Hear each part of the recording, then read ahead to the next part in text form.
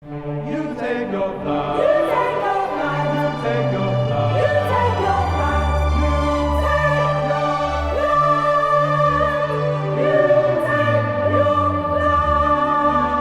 Chaos and darkness. chaos and darkness. Chaos and darkness. Take your flight. Let there be light. Let there be light. Bearing in mind the question, who is God? Have we got as far as Exodus chapter 8 yesterday, enjoying ourselves with what was unfolding before our eyes, the contest between God and the devil, the contest between the servant of God and the instrument of the devil, in the personalities of which we mentioned Moses as being the servant of God, who God dwells in and controls, thus making him a similitude of God. And the instrument of the devil, whose name at the time, or rather title, was Pharaoh. His name might have been Ramses. Who knows? But that's not important. What is important is that we are witnessing a game of spiritual football. And as at yesterday, which is just before halftime, the scores were Moses was winning the match on behalf of God by scoring 4 goals against Pharaoh's 3 goals. And I can tell you, the end of the match, Pharaoh will never score more than the 3 goals. But how many goals Moses will score will unfold before us as we go along today. But then, why will Moses not win? Has it not been written in the scriptures long before David came? And David now put it into words to us. In Psalm 146, verse 3 says, "Put not your trust in princes. Put not your trust in a son of man in whom there is no help. When his breath departs, he returns to the earth. And on that very day, his plans perish." That was the catastrophic mistake that Pharaoh made. He put his trust in sons of men, magicians, sorcerers. He put his trust in graven images before whom those magicians were bowing. He put his trust in the secret acts and incantations of these agents of darkness. The mistake Pharaoh made, many of us are making. You see, God didn't kill Pharaoh, even at the end. Why didn't God kill him? Why is it that all his troops perished, but he didn't die in the encounter? Because Pharaoh by himself wasn't bad. Pharaoh wasn't a bad man. Pharaoh had no mind of his own. He was always oscillating between 2 opinions. Pharaoh wasn't bad. So there are some of you, you are not bad persons, but you are making the same mistakes of indecision between right and wrong. You are carried away by sentiments of other people, by the opinions of your peers or people around you. That's a terrible mistake. It may cost you your kingdom. Pharaoh wasn't bad, but his inability to stand firm on the truth cost him his kingdom on earth and in heaven. Stop making such a mistake. Pharaoh was a weakling. If Pharaoh had been a bad man, there would have been no need for God to harden his heart. Pharaoh would have let the people go. He would have let them go. He was a soft-hearted, easygoing, beer drinking, womanizer, name it. And he was foolish enough to believe in the God of his ancestors. That's all he had ever known. The living God were being worshipped by slaves. It is not easy for a monarch to easily embrace the worship of slaves under him. What Pharaoh did against Moses in their first match, this is return match. They played the first match 40 years before when they were contesting for the same woman. The woman they were contesting for did not love Ramses. She loved Moses. And that didn't go down well with Ramses, because Ramses loved the woman. The woman loved Moses. Moses loved the woman. According to, you remember the film of 10 Commandments, the two men were loving the same woman. So it was natural for Ramses to develop antipathy for Moses. Secondly, Pharaoh the first, or whatever number he is, the father of this Ramses, brought both of them up. When they were young, according to the film 10 Commandments, when they were young, they played together. They were brothers. But two things separated them. The woman, number one, and then the preference of the big Pharaoh for Moses rather than for his own son. And the reason for that was that Ramses was an indolent young man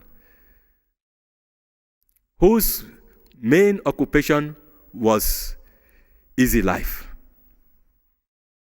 He scarcely wanted to do any dint of work in his life. It was pleasure in the morning, pleasure in the afternoon, pleasure in the evening. Whereas Moses was a hard worker. And then jealousy came in because of the throne. And it was clear that the old Pharaoh was going to make Moses Pharaoh after him, not his son. So those of you who by the grace of God had come into noble families by birth, or very intelligent professors, mother professor, father professor, or you have been born into a family of successful businessmen, and there are some workers working with your family at the businesses, and you have assumed that naturally you will come into inheritance of the property. Think again. If you don't behave well, if you are squandering what your parents have labored to get, if you are an irresponsible lout, and you spend all your time in womanizing, drinking, keeping bad companies, playing trancy at school, whereas a hired servant in your house or an employee is serving your father and your mother day and night with all the things they have, don't be surprised that at the time they are going to clock out of the world, they may choose the hired servant or the employee as they are here to whatever property they have. And at that time you'll be angry. You will fume. You will not have realized that you are the one who plotted your own downfall. You are the architect of your own misfortune. So if you belong to that class, those of you hearing me, quickly change before it is too late.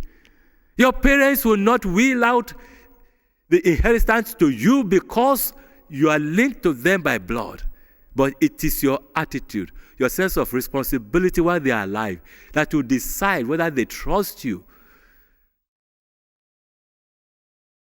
With their succeeding race, because what is at stake is their succeeding race.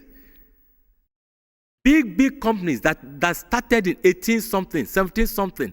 It is not those who started them that are still running them. It is their children or their children's children or members of the board who they could trust. And in many cases, when parents could not trust their children, they will their property or their companies to charity so that their name may continue. Everybody will want his name to continue, but it depends on the offspring that he brought to this world and how responsible those offsprings are. Ramses was irresponsible. It was not that his father did not love him, but because he was indolent. And the old Pharaoh would not suffer fools gladly.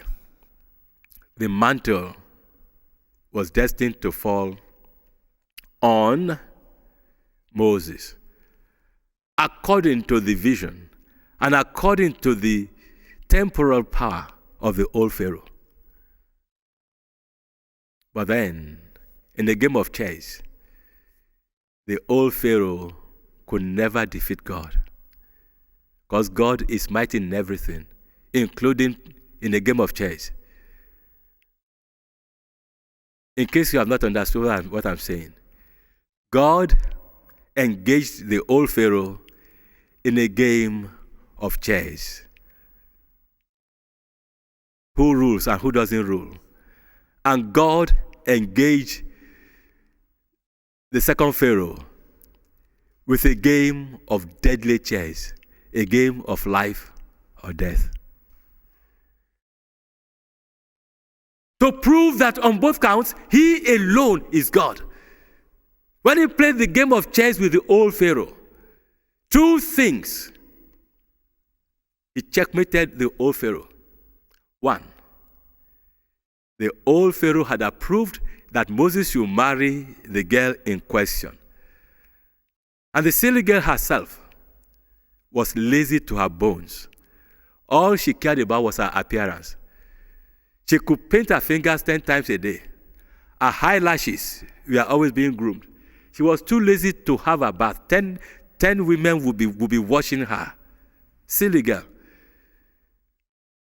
All the hairdressers in town were at her disposal. I bet you she was incapable of going to the toilet herself. Of course, she could eat. And of course, she would not allow anybody to help her to love Moses. She could handle those. All the signs of lazy people are there in her. But God checkmated her, checkmated Moses and Pharaoh in one go to make sure that they don't marry. The plan of Moses was to marry the girl. The plan of the girl was to marry Moses. And the plan of Pharaoh, one, was to bless them. But the plan of God was never, not while God is alive, will Moses marry that girl. She was most unsuitable to be a prophet's wife. She would spoil the job. She could not be the wife of a shepherd. Oh, no. It would take a crude woman to be the wife of a servant of God. Crude to the bone. Not all these women who float like pseudo-angels. No. Moses had to marry a raw woman who had been doing dirty work all her life, because they will have to go through the desert for 40 years. And it will take a sensible woman who can control her fellow women to lead them.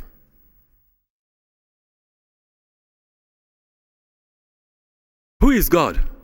Not Pharaoh 1, but the Lord God of Moses. He checkmated Pharaoh, who had already decided Moses would be Pharaoh. That's not God's plan. The Bible says, God says, even I alone am God. I wound and I heal. I kill and I bring back to life. Now, I purpose and I bring it to pass. Who can thwart my purpose? Moses was never born to be Pharaoh.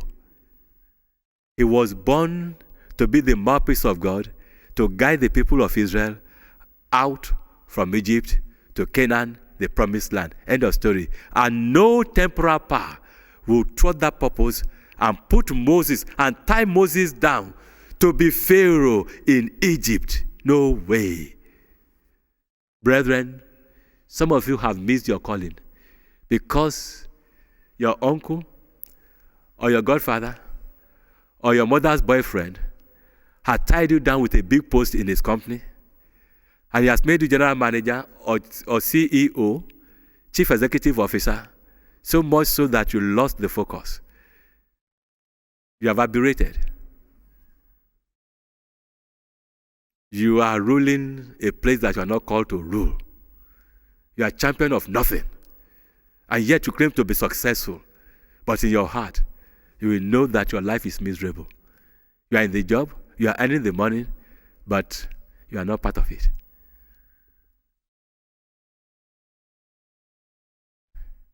Learn. Don't let anybody play God in your life. Don't let anybody play God in your life. And that was why, to make sure that Moses did not told the destiny plan for him by Pharaoh. God being God had foreseen all those things and had meticulously planned how to eliminate, or rather to push Moses out of Egypt. He knew Moses wouldn't go willingly. So he brought the encounter of the discovery that Moses was a Jew, not an Egyptian. God planned that from the very beginning when the basket took Moses to the palace of Pharaoh. That was the shroud of the Jewish cloth which was there. And the mistress said it should be destroyed. But the servant kept it. God allowed the servant to keep it until the day when it will be useful to betray Moses, so that Moses will have to be banished to go to the second phase of his life. So with that singular act, God checkmated Pharaoh in his ambition. The thought of it so disappointed Pharaoh that he did not recover. The sorrow of a man he loved was enough to kill him. You cannot thwart the power of God. I was talking about the mistake that Pharaoh made. He was unstable. He was weak. Pharaoh too. He was weak. People were convincing him. And with that, he came under the spell of the magicians. He was worshiping graven image. And really and truly, he wasn't a deep worshiper. It was the magicians who were doing it. He was just getting on with his business of his wife, who hates him, and of the state, and of pleasure. That's all. And that's one reason why God did not kill him. Because inside he wasn't bad. That was why God had to harden his heart. So if you have been asking yourself the question all these years, but what type of God is this? He said to Moses, go and do what? Tell Pharaoh, let my people go. And the same God said, he will not let them go because I will harden his heart. Why? That's the reason. Because Pharaoh was weak. He would have let them go.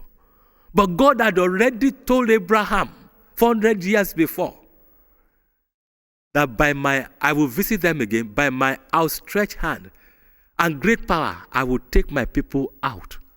So there had to be a contest. There had to be a confrontation. My God is one that stages confrontations. He's a master military commander. He stages different war scenarios with generals and all.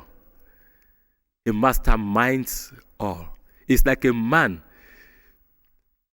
alone playing on a chessboard and playing both sides. I will find it difficult to play both sides because I will naturally favor one side. It's a very difficult thing to do. You are playing a chess game and you are playing the white and the black at the same time. The move you have made on this side, you know that move. So to counter it on this side, it's a messy business for man, but for God, piece of cake. That's why he's God. He thinks in different dimensions. Whereas Moses, on the other hand, argumentative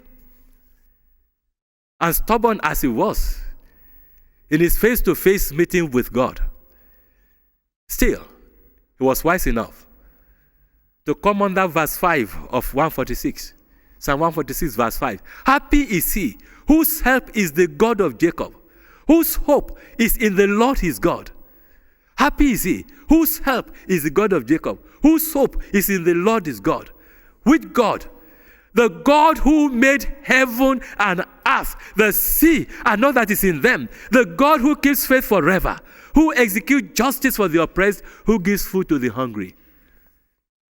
Moses came to rely on the help of God.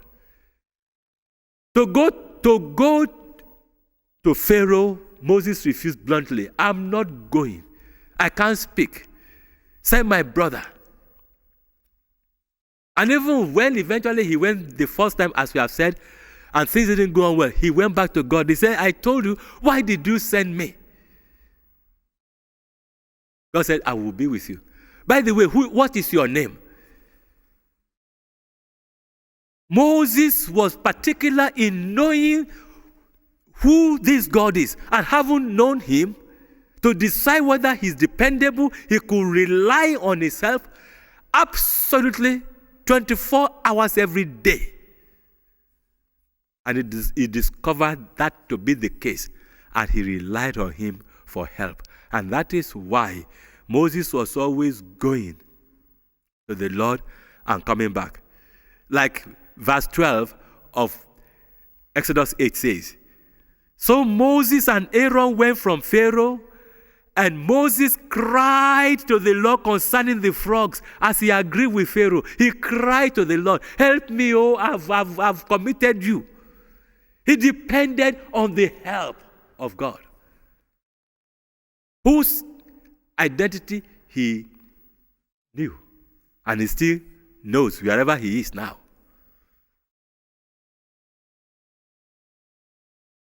The abilities of God, what God can do for him. And David has put it clearly. In that verse, in those verses 5 and 6 of Psalm 146. Whose hope is in the Lord his God. His God, not the Lord God. The Lord his God. The Lord his God. You've got to take this Lord as your God before he can be of help to you. And that's one fatal mistake that some of you make. You still have not taken this Lord as your God. You have this Lord hanging around you, and you have some other God somewhere in your cupboard that you worship. Or another human being that is your God. But you have the Lord hovering over like a spirit.